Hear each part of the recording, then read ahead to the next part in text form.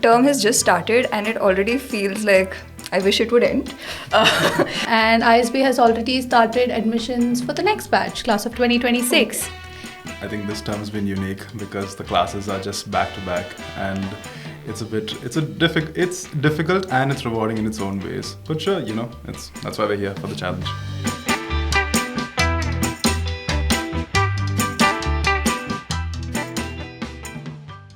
Hello guys, welcome to episode 2 of ISB Show. Thank you so much for joining us today, John and Ahalya.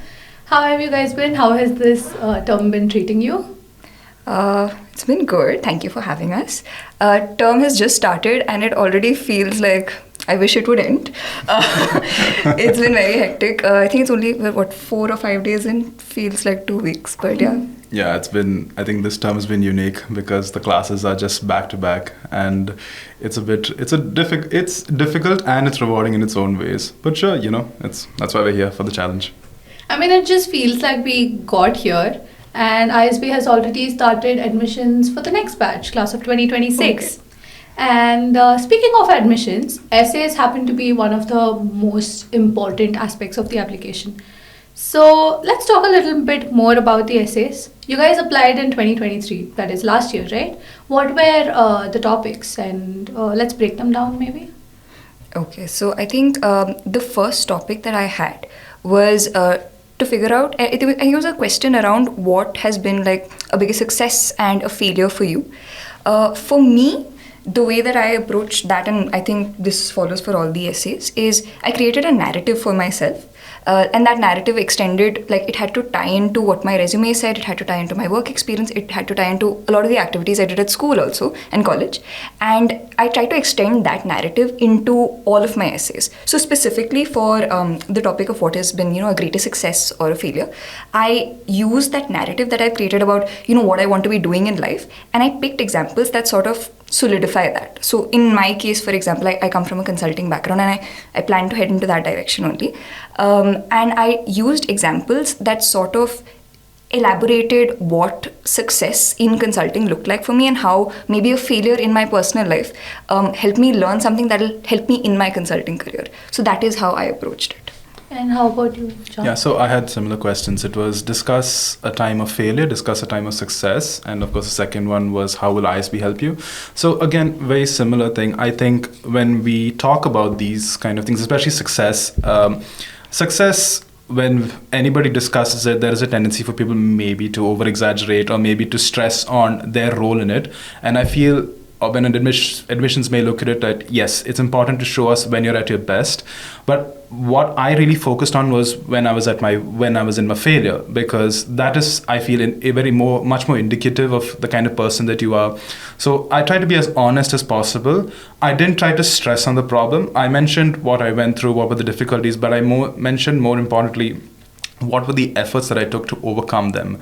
And I think that is what admissions wants to see. They want to see how do you approach a problem? How do you show resilience? Do you show the ability to be calm? Do you show the ability to overcome difficulty? And I think that was kind of what I emphasized. And I think it worked well. Absolutely. I feel like when we're talking about failures, it shows that we have self-reflected, we've introspected a lot, and we've also learned a lot from them. But a lot of aspirants, in fact, worry about writing about their weaknesses or failures on their essays. That is a bit concerning. But admissions office really appreciates you talking about those things. I feel like that adds a lot of value to your application as a whole. So speaking of essays again, how long did both of you take to draft your essays? Some people spend a day, some people just try to finish it off in one sitting, all the 3 or 2 of the essays that they have in hand. How long did you guys take, and what was your approach like? Okay, so for me, I also like to spend time, like I like to write something and then sit on it and then sleep over it, think about it. So, and I was doing this alongside work, of course. So I took about a month, I think, and I split it up over weekends and whenever I was getting time from work. So I would take one weekend, try to, create a couple of drafts of an essay, send it to somebody I trust. And I just went back and forth with that. And then I would leave it for 3 to 4 days and then I would come back to it. So I think end to end, probably about a month it took. Just a follow-up. So did you work on one essay at a time, or did you do all the three simultaneously? How was that process? So the first time I looked at the questions, I wrote down the basic points that I wanted to cover, and I tried to just ensure that it fits very similar to what I was saying earlier, the narrative that I was trying to drive. So even the three essays had to speak to each other. It should never be that they conflict. So I wrote down the points, and then I was sort of working on it simultaneously. Once I was sure that the points made sense and the examples I wanted to put in were the ones that, I was 100% certain will, help me get here. Then I started taking one and I really sort of crafted it out, made sure that every word, sentence made sense. And that's how I went about it. So first simultaneously, and then I took one at a time. Okay. How about you? Yeah. So I think I took overall about a week and a half, but again, it comes down to me writing. I was writing a lot of essays for different colleges, and I think ultimately it really boils down to, do you know your story and what it is that you're trying to talk about yourself? I think when you write these essays, it's very important that you keep in mind who your audience is. If you're applying to ISB, you should know what exactly it is ISB looks at. And it's about you resonating with ISB, their values, and what is expected from you as someone who will be sitting in an ISB classroom.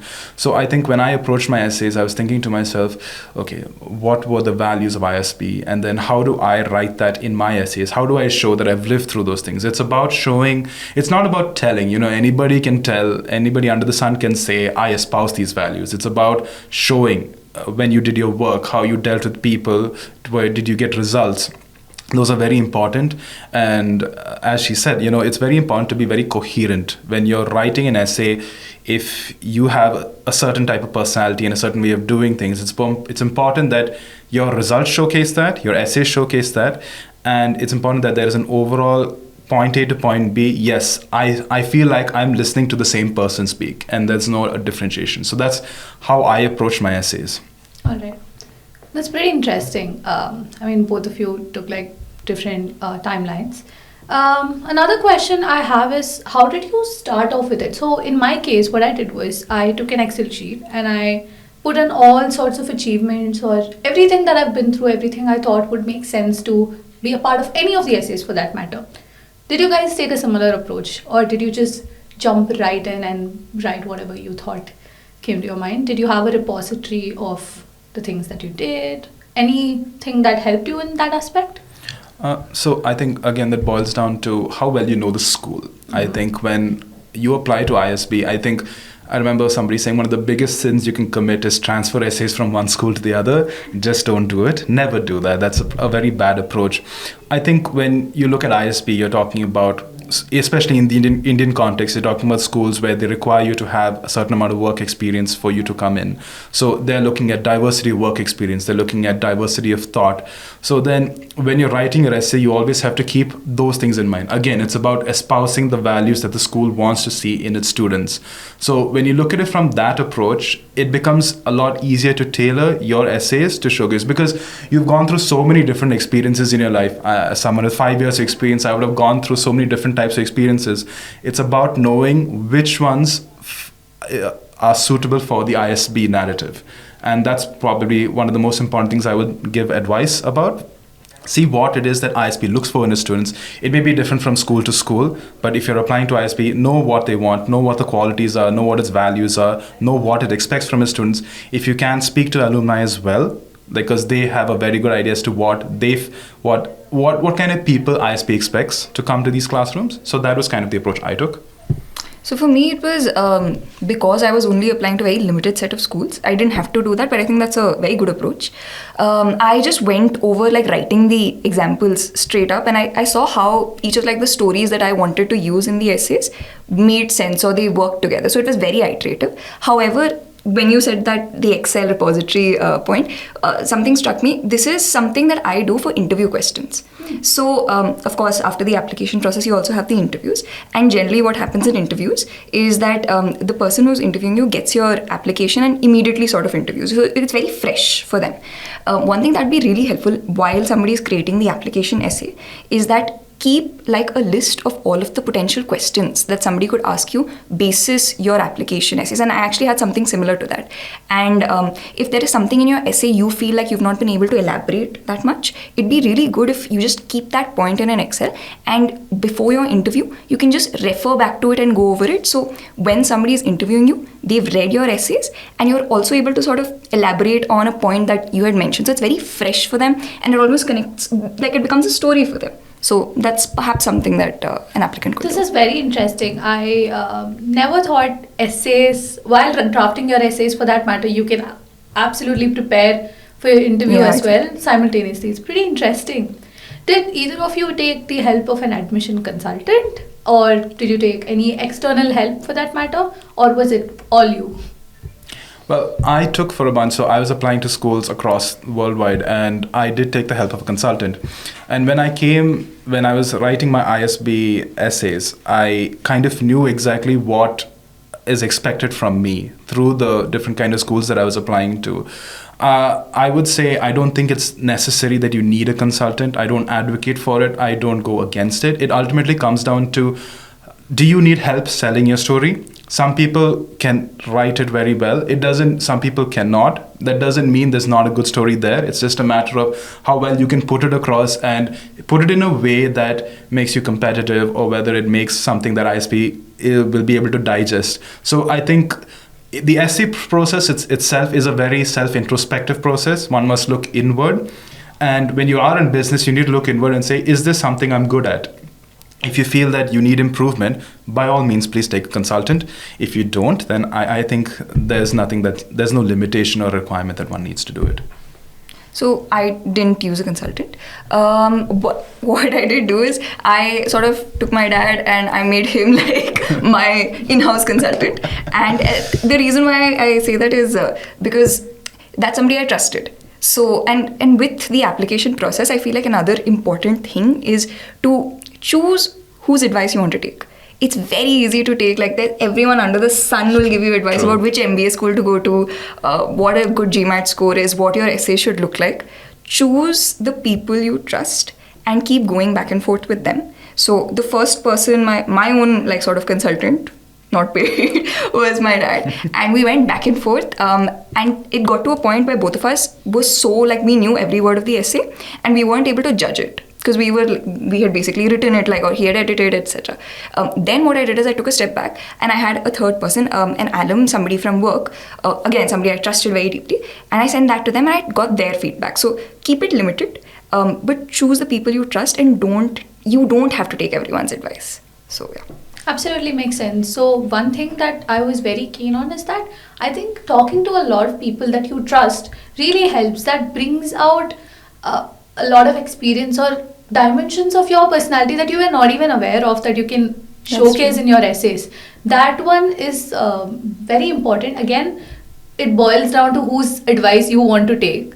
Again, it's a matter of judgment that comes into picture here. But I think talking to people does help. And if someone is not able to take the help of an admission consultant, they can always write to current students, alums, or even the faculty members at ISB. They would be more than happy to proofread your essays, go through your essays. It's just that ISB totally expects your story and your experience. Essays should reflect that, and it shouldn't just be a mere work of copy pasting. Even if someone is taking the help of an admission consultant, it could be to probably add some aesthetic appeals to your essay, and should not just dilute your story as a whole, is something that I vouch for. Yeah, perhaps to just shape your narrative. Yeah, I agree. So, what were some of the best practices that you took up or you would recommend for our aspirants that you've not probably covered before?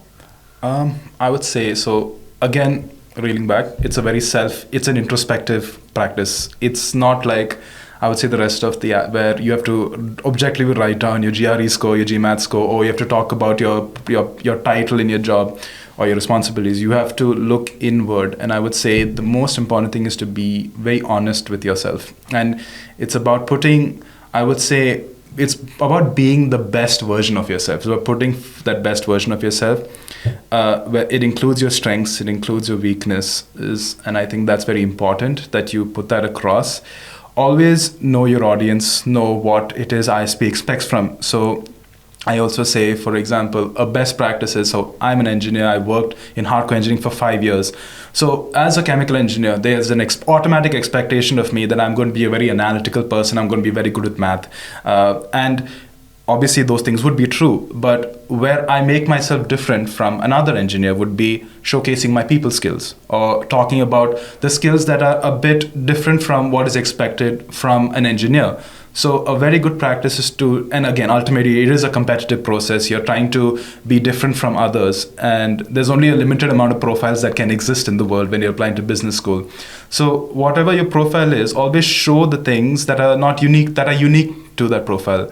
As an engineer, showcase how you manage people, showcase your empathetic skills, showcase your people skills. Those are very good practices, I feel, that would really differentiate you in an application. So besides the two things that I mentioned earlier, one is just to sleep over an essay, just give it time and keep coming back to it. You will have a different perspective yourself. Second is to choose whose advice you want to take. Third thing, which I stick to in like my day-to-day life whenever I'm like writing anything, is allow people to acquire information rather than hand it over to them.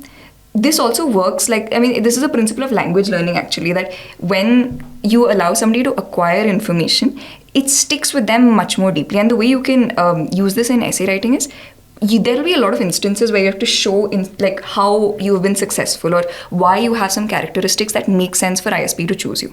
Rather than stating it out blanket, just saying that I'm an extremely meticulous person or I'm extremely organized, smart, hardworking, etc.